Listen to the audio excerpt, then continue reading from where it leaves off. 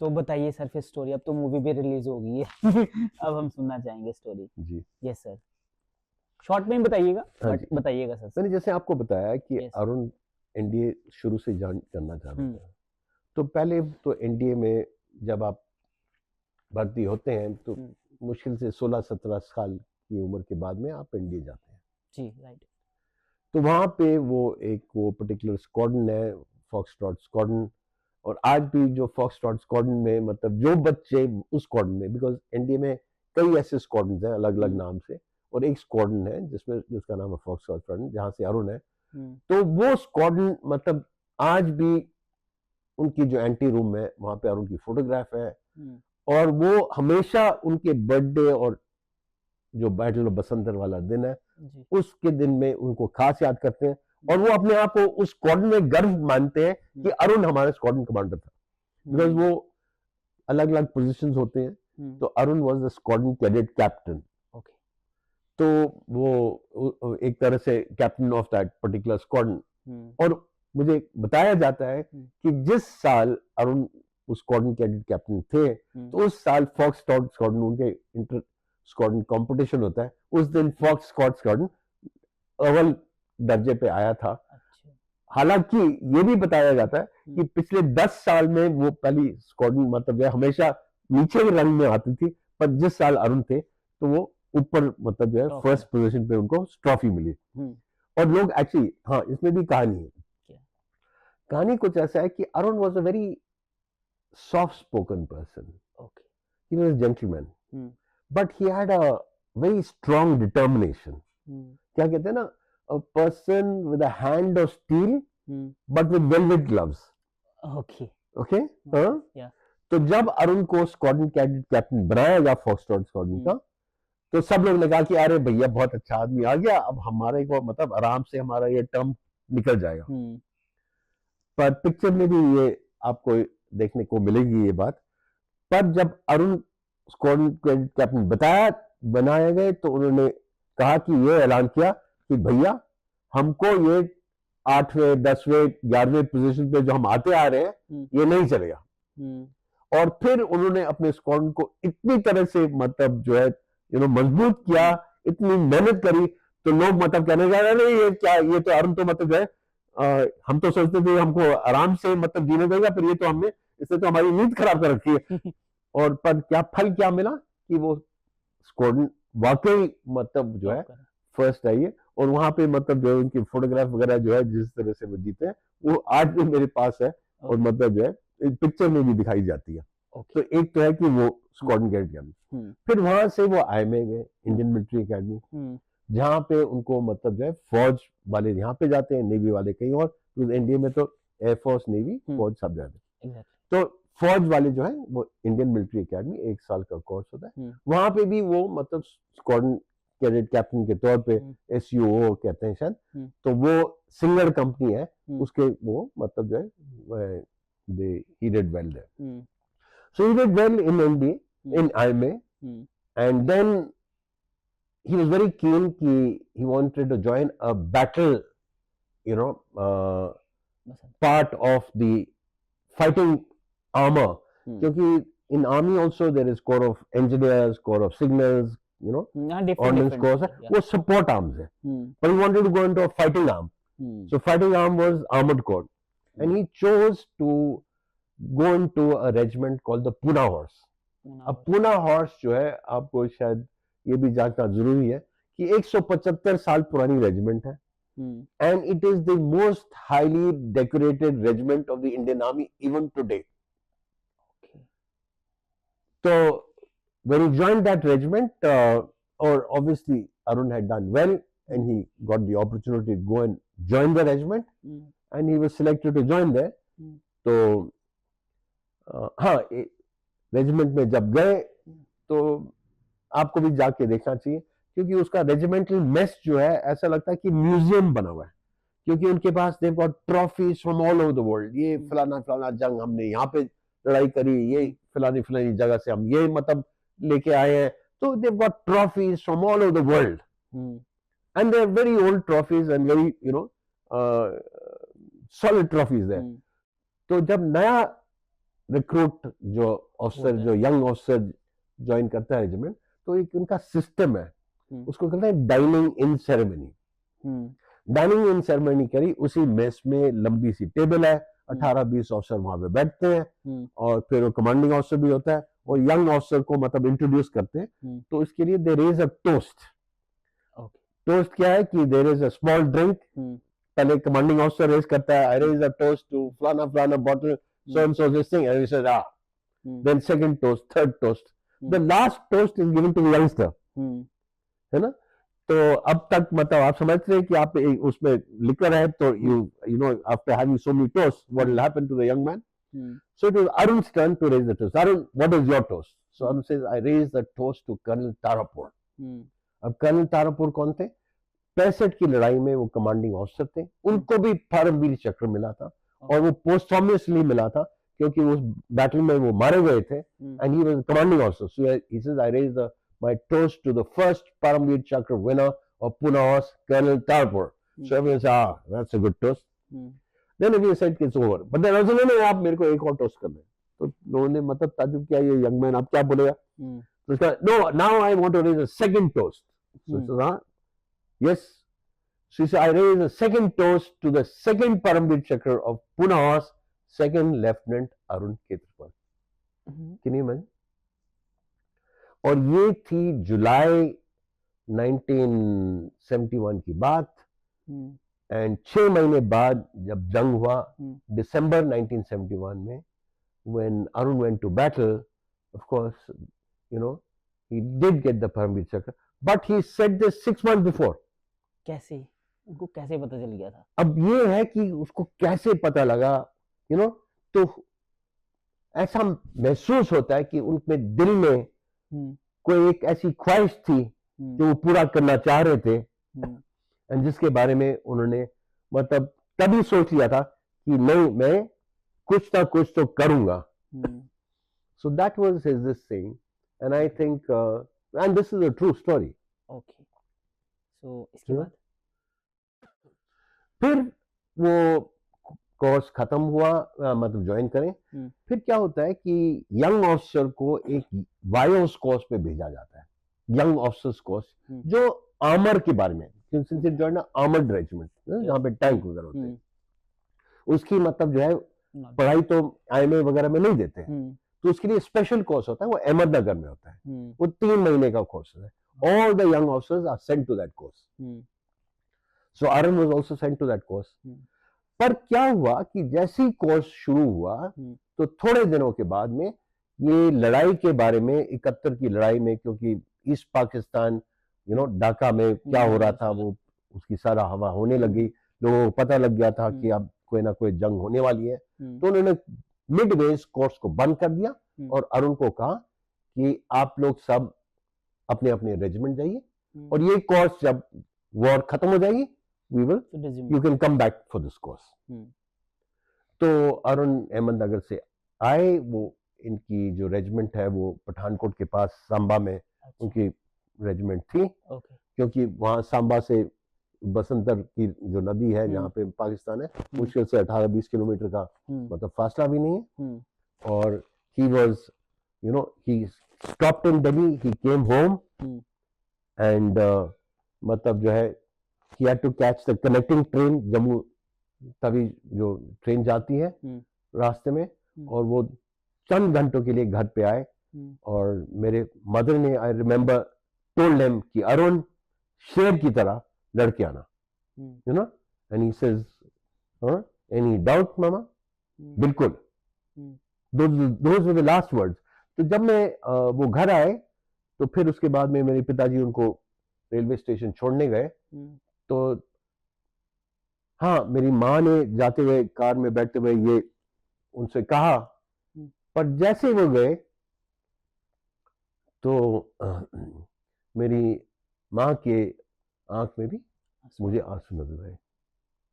खैर, वो गए, रेजिमेंट में गए, वहां पे colonel Hanuj Singh, who was the iconic, बहुत मतलब बहादुर, मतलब उनको भी महावीर चक्र मिला इसी वॉर में। वो अरुण के कमांडिंग ऑफिसर थे, और उन्होंने अरुण को कहा कि अरुण, ठीक है, गुड यू कम, बट क्योंकि आपकी ट्रेनिंग नहीं हुई है तो आप लोग रियर एंड से हमको सपोर्ट करेंगे।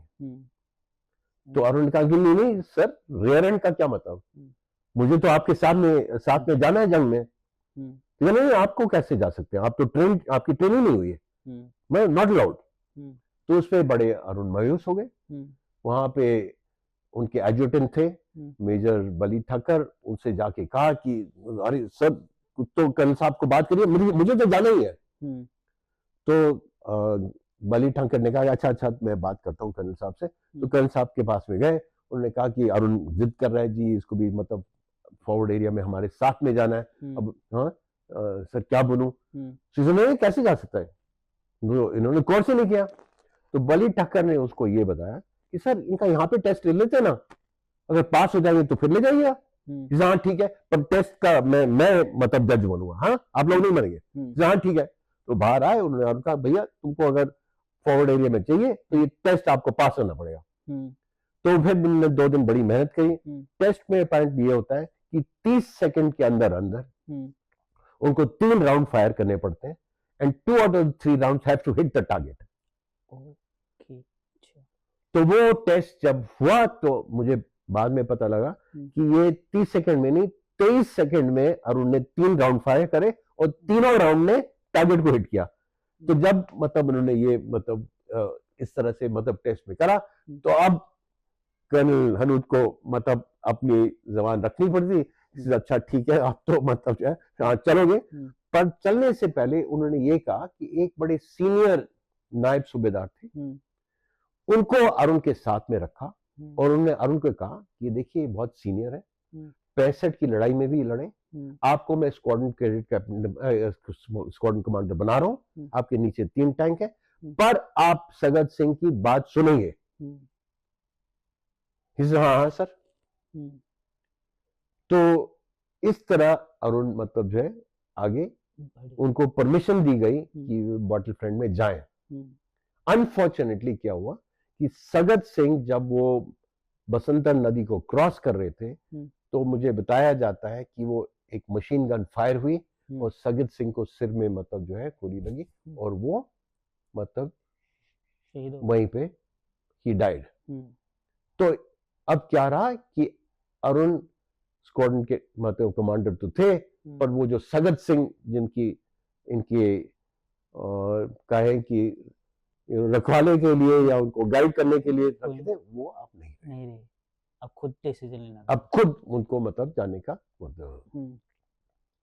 तो फिर तो उसके बाद में एक वो नदी है जिनको उनको रात को क्रॉस करना था, उसमें नदी के उस पार इन्फेंट्री गई थी क्योंकि वो एक कहते हैं ब्रिज हेड होता है, एक उन्होंने ब्रिज मतलब जो है उसके ऊपर बनाया था ताकि टैंक उसके ऊपर से जा पाए, और इन्फेंट्री उस साइड में गई।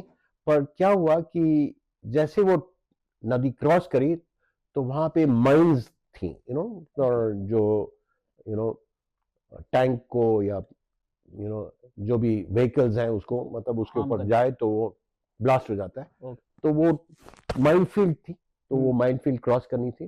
तो ये माइनफील्ड जब क्रॉस कर रहे थे तो उस साइड से जब तक वो माइंस क्लियर नहीं हुई थी, पर उस साइड से पता लगा कि पाकिस्तानी का आर्मर हमारी इन्फेंट्री को अटैक कर रहा था, और वहां पे मेजर होशियार सिंह जो बाद में उनको भी परमवीर चक्र मिला, ब्रिगेडियर होशियार सिंह, उसी बैटल में उन्होंने कहा कि सर आप टैंक को जल्दी से पार करिए, अगर आप नहीं पार करेंगे तो हम लोग सब मर जाएंगे, तो प्लीज हरी अप। तो उसमें कर्नल हनूत ने ऑर्डर दिया कि माइनफील्ड क्लियर हो ना हो, उसे जो इंजीनियर के लोग थे जो माइनफील्ड कर, उनको आप साइड में हटो, हम माइनफील्ड के ऊपर से जाएंगे, और अगर किसी टैंक को ब्लास्ट हो गया कोई बात नहीं, अगला टैंक उसके मतलब आगे जाएगा, और वो ब्लास्ट हो गया तो तीसरा जाएगा, पर हम मतलब जब तक मतलब हम क्रॉस नहीं करते माइनफील्ड को अब साफ करने का टाइम नहीं रहा। तो वो they went over the minefield, luckily no tank got destroyed, कोई ब्लास्ट नहीं हुआ। तो जब वो वहां पे मतलब उस साइड में गए तो अरुण ए स्क्वाड्रन के मतलब जो है इंचार्ज थे। तो एक तरह से कर्नल हनूत ने कहा कि नहीं तुम रियर गार्ड रखो, यू नो, हम्म। बिकॉज उसको पता था कि अरुण अभी थोड़ा सा हम्म, यंग है, हम्म, तो इनको मतलब जो है, तो अरुण बड़ा मतलब बेचैन हो रहा था कि क्यों मुझे मतलब पीछे क्यों रखा जा रहा है, वो यू गरम नो, खून। मुझे भी मतलब वो आगे क्यों नहीं जाते। हम्म, और उन्हें उनका एक वो कैप्टन मल्होत्रा है जो उनके बॉस एक तरह से थे, जो यू नो दूसरे स्क्वाड्रन के भी इंचार्ज थे, तो उससे मतलब बड़ा उनका मतलब दिल की बात कही कि यू नो हमको आगे क्यों नहीं जाने की मतलब जो है परमिशन देने। हम्म, खैर होता होते क्या हुआ कि एक तरह से पाकिस्तानी आर्मी ने अटैक किया, हम्म, और ये नो मतलब तीन स्क्वाड्रन थे, एक स्क्वाड्रन में 3 टैंक थे, ये 9 टैंक, और उस साइड से मेरे ख्याल में 24 टैंक थे जिन्होंने मतलब पूरा उनका अटैक किया। तो इन्होंने उस टैंक को रिपल्स अटैक को रिपल्स किया, पर रिपल्स करते हुए क्या हुआ कि एक जो हमारे दूसरे स्क्वाड्रन कमांडर थे उनको वो जख्मी हो गए और उनके टैंक को हिट हो गई। और इन द मीन टाइम जो कैप्टन मल्होत्रा थे, जिनको ये एक किस्म से वो सीनियर थे, उनकी टैंक का जो गन जो है वो मैकेनिकल फेलियर हो गई और वो चल नहीं पा रही। तो अब स्थिति ये हो गई थी कि ऑल्दो पाकिस्तानी का जो अटैक तो रिपल्स हो गया, पर वो रीग्रुप करके फिर 14 टैंक लेके उन्होंने अटैक आक्रमण किया। और इस टाइम फिर केवल 3 टैंक जो थे जो अरुण के कमांड के अंदर थे, और बाकी एक आध टैंक जो है क्योंकि वो टेक्निकल फेलियर था, तो ये 3 टैंकों ने उन 14 टैंकों को मतलब जो है फिर बड़ा मतलब कहते हैं कि मुंह तोड़ जवाब दिया। मुंह तोड़ जवाब दिया। और अंत में फिर एक एक टैंक नष्ट होते गए। फाइनली स्थिति ये हो गई कि उनके टैंक को फिर गोला लगा, और कैप्टन मल्होत्रा जो वहीं पे थे, क्योंकि उनकी टैंक का गन तो नहीं चल रहा था, पर वो उनको मतलब कहा कि नहीं आप विड्रॉ नहीं करेंगे, आप यहीं पे बैठे रहिए, है ना। उन्होंने अरुण को कहा कि your tank is on fire Arun, you know, put out the fire. तो एक दफा बोला, 2 दफा बोला, पर अरुण मतलब जो है वो उसमें मतलब क्योंकि वो टैंक की बैटल चल रही थी, तो उन्होंने कहा, फाइनली उसने कहा कि Arun I order you to you know evacuate your tank if you are not going to you know put out the fire। तो अरुण ने उसको मतलब जो है कहा कि no sir my gun is still firing, I show this watch. और फिर उन्होंने अपना इंटरकॉम बंद कर दिया। अच्छा, ओके, है ना, इंटरकॉम बंद कर दिया। हाँ, क्यों? क्योंकि अगर वो मतलब आगे आगे बोलते तो फिर एक किस्म से फौज में डिसोबीडियंस हो जाता है ऑर्डर का, फिर वो तो बड़ा सीरियसली मतलब कि आपका ऑर्डर आपको दिया, आपने डिसोबे करा, तो उन्होंने बोल बंद कर दिया।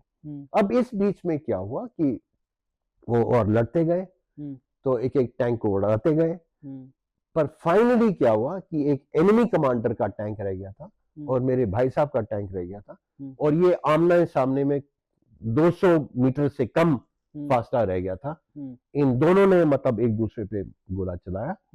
मेरे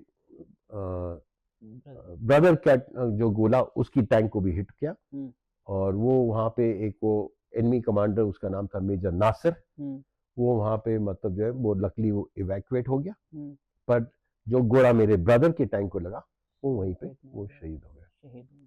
तो ये था सीक्वेंस जो बैटल का हुआ था। 21 मूवी का बहुत गूज़बम्स आ रहे हैं, और बहुत इमोशनल स्टोरी, प्लस उतनी ज़्यादा डिसिप्लिन, मोटिवेशन, लीडरशिप, ये सारी की सारी चीज़ें इस मूवी से सीखने को मिलती हैं। मतलब जो स्टोरी मैंने अभी आपसे सुनी, एंड मतलब अरुण सर के अंदर बहुत डिसिप्लिन और बहुत मोटिवेशन, करेज और द माइंडसेट, इंटेंट, वो बहुत बेहतरीन। So amazing sir. अच्छा, बैटल ऑफ बसंतर के बारे में कोई ऐसी चीजें जो लोगों को नहीं पता या गलत पोर्ट्रे की गई हैं जो आप करेक्ट करना चाहेंगे? नहीं, इसी बैटल का एक सीक्वल है जिसके बारे में मैं थोड़ा सा आपका क्वेश्चन का जवाब भी दूंगा जी। क्या हुआ कि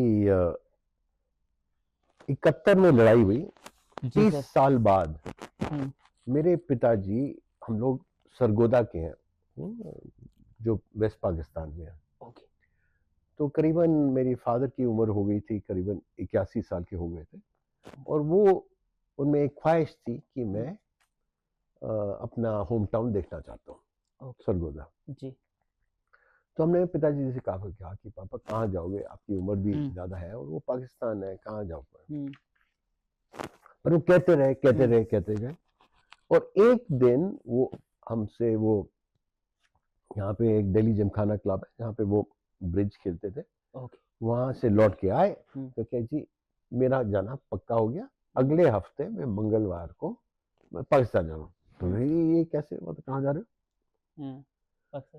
तो कैसे जा रहे हैं, वीजा हो गया? हाँ वीजा हो जाएगा। तो ऐसा हुआ कि वहाँ पे पाकिस्तान में लाहौर में गवर्नमेंट कॉलेज लाहौर है, ओके। मेरे पिताजी गवर्नमेंट कॉलेज लाहौर के पढ़े हुए थे, अच्छा। और गवर्नमेंट कॉलेज लाहौर में एक एनुअल डे उनका फंक्शन होता है। अच्छा। तो उसमें मतलब जो है वो सारे ओल्ड बॉयज को इनवाइट करते हैं। तो ये मेरे फादर और उनके 4-5 दोस्त जो वहाँ पे क्लब में मिलते थे, उनको न्योता मिला कि देखिए गवर्नमेंट कॉलेज हमको न्योता है, चलो चलते हैं। तो मेरे फादर ने कहा ये तो अच्छा मौका है, लाहौर से सरगोदा 100 किलोमीटर की दूरी पे है, मैं फंक्शन भी अटेंड कर लूंगा और मैं फिर अपना होम टाउन भी मतलब जो है अपना घर भी देख के आया हूँ। तो सब लोग मतलब ठीक है, तो हमने कहा कि रहोगे कहाँ? कि नहीं वो किसी मतलब जो है ओल्ड बॉय के घर में रखते हैं, तो कोई ब्रिगेडियर साहब हैं उन्होंने हमारे घर में हमने, तो हमने कहा चलो अच्छा है कि आपकी उम्र में मतलब होटल में नहीं रुक रहे, कोई देखने वाला होगा तो आप ये भी सही है। और वो गए पाकिस्तान, और जब वो पाकिस्तान गए तो मैं भी फोन करता रहा कि पापा कैसे हैं, ठीक है ना? हाँ बहुत ठीक है, कैसे हैं? तो नहीं है, बड़ी हमारी खातिर करनी है, वो है सब कुछ ठीक है। तो कहा कि अब मतलब जो है कल हमारा फंक्शन है एंड परसों मैं सरगोदा सुबह जाऊंगा और शाम को आ जाऊंगा, फिर उसके बाद नरसों में दिल्ली वापस आ जाऊंगा। सर ये कौन सी ईयर की बात सुना रहे हो आप? 2001। ओके। हाँ 71 में वॉर हुई थी, 2001 30 साल बाद ये बात मतलब सब हो रहा था जी। तो ये जब 30 साल बाद में यह सब हुआ तो क्या हुआ कि जब मेरे फादर वहां से फंक्शन के बाद में सरगोदा होके शाम को लौटे तो ब्रिगेडियर साहब ने मेरे फादर से कहा कि अंकल मैं आपसे कुछ कहना चाहता हूँ। तो उन्होंने कहा कि हाँ बेटा बोलो। ही सेज कि sir I am from 13 lancers, वो उनके रेजिमेंट का नाम था, पाकिस्तानी रेजिमेंट, आर्मर्ड रेजिमेंट। तो जब मेरे फादर ने 13 लांसर्स का नाम सुना तो 13 लांसर्स की कहानी ये कि 1947 में पूना हॉर्स एक 2 टुकड़ियों में बट गई थी। एक टुकड़ी जो पाकिस्तान चली गई उसको उन्होंने रीबैच करके 13 लांसर्स का नाम डाल दिया, और जो इधर रहेगी वो पूना हॉर्स। तो जब 13 लांसर्स का नाम उन्होंने दिया तो मेरे पिताजी को पता था कि 13 लांसर्स, मेरे बेटे भी मतलब जो है पूना हॉर्स में थे। तो ये मुड़ के उसने बोला कि I know your son. So how do you know my son? He says कि क्योंकि 71 की लड़ाई में वो जो एनिमी कमांडर था मेजर नासिर, और अब मेरा नाम है ब्रिगेडियर नासिर, मैं वही हूं जिसने मतलब जो गोला चलाया जिसकी वजह से आपकी बेटी की मौत हुई है, वो मेरे टैंक से फायर हुई थी। फिर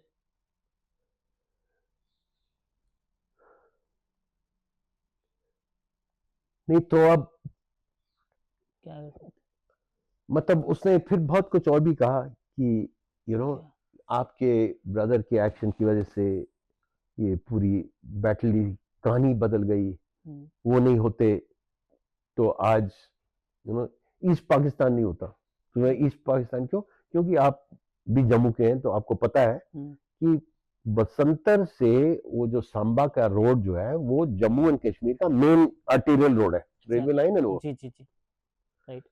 पाकिस्तान को पता था कि ईस्ट पाकिस्तान में उनको वहां पे पिटाई हो रही है, तो उन्होंने क्या सोचा कि यहां से काट के अगर वो रोड को काट देंगे तो जम्मू एंड कश्मीर में उनका वहां से वो कब्जा करने की कुछ प्लान था। कनेक्टिविटी टूट जाएगी। He says your son has changed the history of Pakistan because of what he did. और वो जो है उसने फिर तो उन्होंने बहुत कुछ कहा about my you know, father my father father का रिप्लाई कर sir. actually I still don't know, you know, because क्या हुआ कि when my father came back from Pakistan, I went to receive him at the airport, और बड़े चुप से थे. हाँ, तो हमने सोचा नहीं पापा आप थक गए होंगे, you know, 4-5 दिन आप बाहर गए, थोड़ा रेस्ट कर लीजिए. और उन्होंने मतलब जो नॉर्मली जिस तरह से वो बात करते थे वो यू नो ट्रिप के बारे में बताइए, मतलब जो है वो नहीं बताया, कुछ एक्सप्रेस नहीं कर रहे थे. पर 5 दिन बाद यहाँ पे there is a general Cardozo who is also a very decorated army officer, Mahavir Chakra winner. वो एक किताब रिलीज कर रहे थे अशोका होटल में, यहाँ पे एक बड़ा होटल है. तो उन्होंने घर पे आए, उन्होंने कहा कि, और वो एक उन्होंने चैप्टर परमवीर चक्र पे लिखा हुआ. तो उन्होंने कहा कि सर अगर आप आए और आपके हाथ से बुक रिलीज हो जाएगी तो बहुत अच्छा हुआ. सो माय फादर सेड अच्छा मैं जाऊंगा. So my father went to Ashok hotel, release the book, and वहां पे प्रेस थी. और ये जो कहानी मैं आपको बता रहा हूँ उन्होंने मुझे नहीं बताई पर प्रेस को बताई. और मुझे मतलब ये कहानी जो है इंडिया टुडे मैंने जब पब्लिश हुई तो उसमें लिखी हुई छपी हुई कहानी मैंने वहां से पढ़ी. और मैंने फिर अपने पिताजी से कहा कि पापा आपने बताया क्यों नहीं. तो क्या रिप्लाई था कि बेटा what could I have told you, मैं आपको क्या कहता. लेकिन सर वो देखो ना, जिस इंसान ने जिस टैंक की वजह से ये टैंक गया, उस इंसान को फेस करके उस टाइम पे मतलब फील आ रहा होगा कि यार इन्होंने हमारे एक बंदे की जान ली, तो कैसा होता है, मतलब बहुत डिफिकल्ट होता है ना, क्या ये आप इस बंदे को मारें, क्या करें, छोड़ें, ये भी तो अपने देश के लिए कर रहा था. अब तो मतलब समझ नहीं आ रहा प्रोसेस क्या करना चाहिए उस टाइम पे exactly. Since my father was an army officer, so he realized that it is not ये पर्सनल एनिमोसिटी तो नहीं है कि आपने मतलब जो है किसी का को मारा है. वो मेजर अपना काम कर रहा था, मेरे भाई साहब जंग में थे. So it was a war where young people died. He was doing his duty, but it is understandable. The only thing is कि एक तरह से it's a question of duty, the other side is कि आपका personal loss है. So where do you balance it? No, so that is a very difficult. Actually ये जो सारा सीन जो आपको बता रहा हूँ, ये धर्मेंद्र जी मेरे फादर का रोल उन्होंने एक इस मूवी में प्ले किया है. और ये सब उन्होंने बहुत अच्छे से, because it's a very sensitive way to handle it. जिस तरह से उन्होंने बताया, I think my father probably did what he has done in the movie.